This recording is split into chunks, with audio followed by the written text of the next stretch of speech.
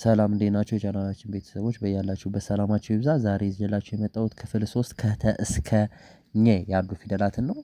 በጽሞና ተከታተሉ። በዚህ በመቀጠል ደግሞ እነዚህ ፊደላቶች አንድ የሚያደርጋቸው ምንድነው? ሁሉም ባለ አንድ እግር ፊደላት ናቸው። ስለዚህ ባለ አንድ እግር ፊደላትን እንዴት ማንበብ እንደምንችል እዚህ ጋር በደንብ አድርገን እናያለን ማለት ነው።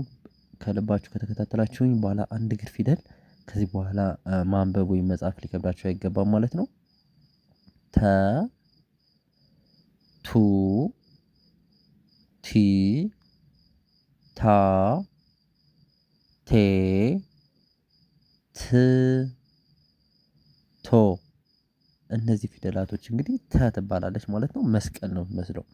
እሺ ይችን ፊደል አሁን እንዴት እናነባታለን ማለት ነው? ተ ቱ ቲ ታ ቴ ት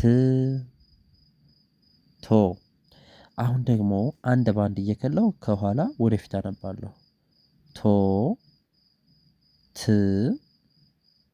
ቴ ታ ቲ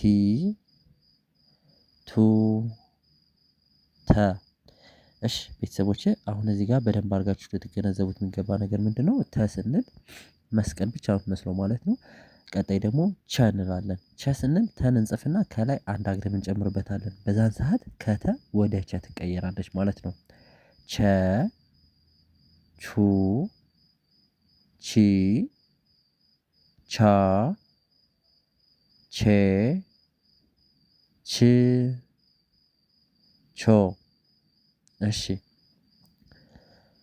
እንግዲህ ቸ የምንላት ፊደል ከላይ ከታች ሁለት ምን አላት ማለት ነው? ሰረዝ አላት ማለት ነው። ስለዚህ አብረን እናነባታለን በድጋሚ ቸ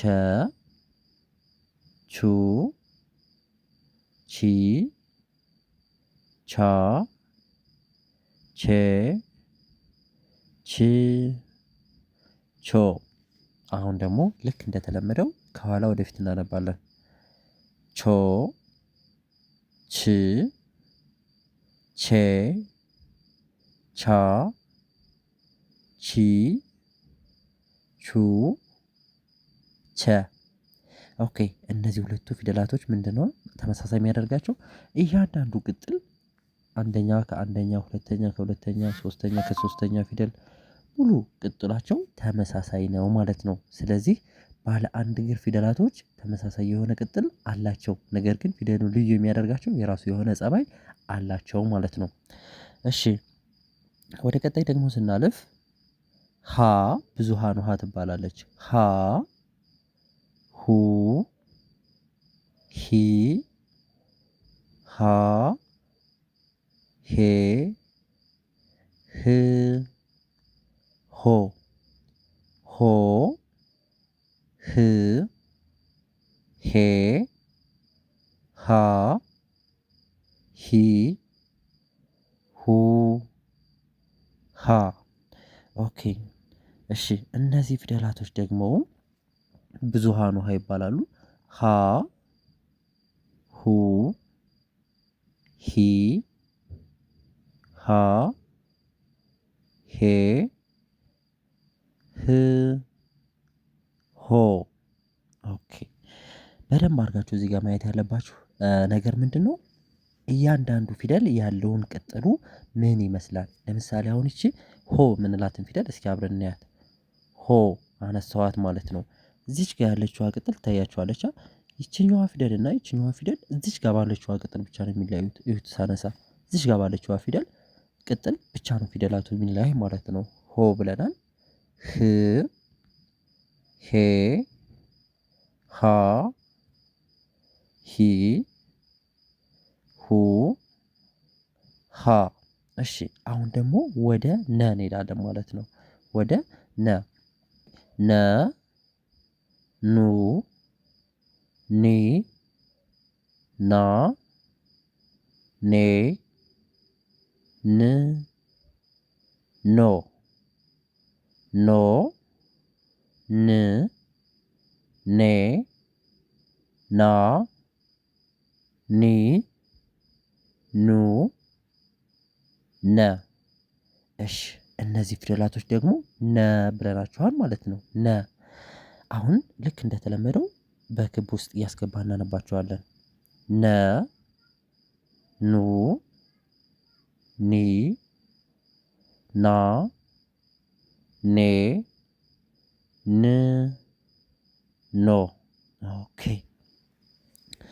ኖ ን ኔ ና ኒ ኑ ነ ብለናል ማለት ነው። አሁን ደግሞ ወደ ቀጣይ ፊደል ስናልፍ ምንድነው ማለት ነው? ኘ ትባላለች። ኘ ያልናትን ነን እንጽፍና ከላይ ይሄን አግድም እናደርጋለን እዚች ላይ ያለችዋን አግድም ማለት ነው። ይቺን አግድም በምናደርግበት ሰዓት ነ የምትባለዋ ፊደል ወደ ኘ የምትባል ፊደል ትቀየራለች ማለት ነው። ኘ ኙ ኚ ኛ ኜ ኚ ኞ። ኦኬ ኞ ኚ ኜ ኛ ኚ ኙ ኘ። እሺ አሁን ኘን አይተናል። በክብ ውስጥ ደግሞ አስገብተን እናያታለን። ኘ ኙ ኚ ኛ ኜ ኚ ኞ። እነዚህ ፊደላቶች በሙሉ እንግዲህ ከነ ተነስተው ወደ ኘ የመጡ ናቸው ማለት ነው። ከኋላ ወደፊት ደግሞ እናነባለን። ኞ ኚ ኜ ኛ ኚ ኙ ኘ። እሺ ውድ ቤተሰቦች ከዚህ ጋር በደንብ አድርጋችሁ ልታዩ የሚገባ ነገር ተ አለች አይደለ? እሺ ላይ ተ አለች። ይችን ተ ወስደን ቸ አደረግናት። ተ እንደጻፍነ ከዛ እዚች ላይ አግድም ስናደርግ ማን አልናት? ቸ አልናት ማለት ነው። ስለዚህ ከተ ተነስተን ወደ ቸ ስንሄድ ይችን ከላይ ያለችዋን አግድም አሁን ያነሳኋትን አግድም ብቻ በመጨመር ቸን መሰረት ነው ማለት ነው። እንደዚህ እሺ አሁን ቸን መሰረት ነው ማለት ነው። ቀጣይ ደግሞ ነ ላይ እንደምናየው ነ አለች አይደለ? ነን ጻፍነ። ነን ከጻፍነ በኋላ ይችን አግድም አደረግነ። ይችን አግድም በምናደርግበት ሰዓት ኘ የምትባለዋን ፊደል መሰረት ነው ማለት ነው። ይቺ ሀ ደግሞ መጀመሪያ ነን እንጽፋለን። ነን ከጻፍነ በኋላ እዚች ላይ ይችን ቅጥል አደረግነ። ማን አልናት? ሀ አልናት ማለት ነው። ሀ አልናት። ስለዚህ ባለ አንድ እግር ፊደላቶች እዚህ ጋር የተዘረዘሩ 5 ፊደላቶች አሉ።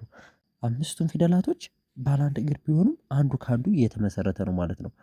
ተ ቸ ሀ ነ ኘ። እያችኋል 5ቱም ፊደል ባለ አንድ እግር ፊደል ይባላሉ ማለት ነው። እሺ ቤተሰቦች እንግዲህ ለዛሬ ያዘጋጀነው ክላስ ይህን ይመስላል። ቀጣይ በሌላ ክላስ እንገናኛለን። በኦንላይን መማር የምትፈልጉ በሙሉ ባዮ ላይ ስልክ አለ። እንዲሁም እዚህ ጋር ባለው ስልክ በ0927 15 51 29 ላይ በኢሞ እና በዋትሳፕ ሴቭ አድርጋችሁ ብትደውሉልኝ ታገኙኛላችሁ ማለት ነው። ሀይ ካላችሁ ብቻ እኔ መልስላችኋለሁ ማለት ነው። የሆነ ነገር መጻፍ ብቻ ነው የሚጠበቅባችሁ። ከዛ በኋላ ድምጽ ሪከርድ እያደረግን እንገናኛለን ማለት ነው። አሁን እስካሁን አብራችሁኝ ስለቆያችሁ ስላዳመጣችሁኝ ከልብ አመሰግናለሁ። ቀጣዩ ቪዲዮ እንገናኛለን። መልካም ጊዜ ተመኘሁ።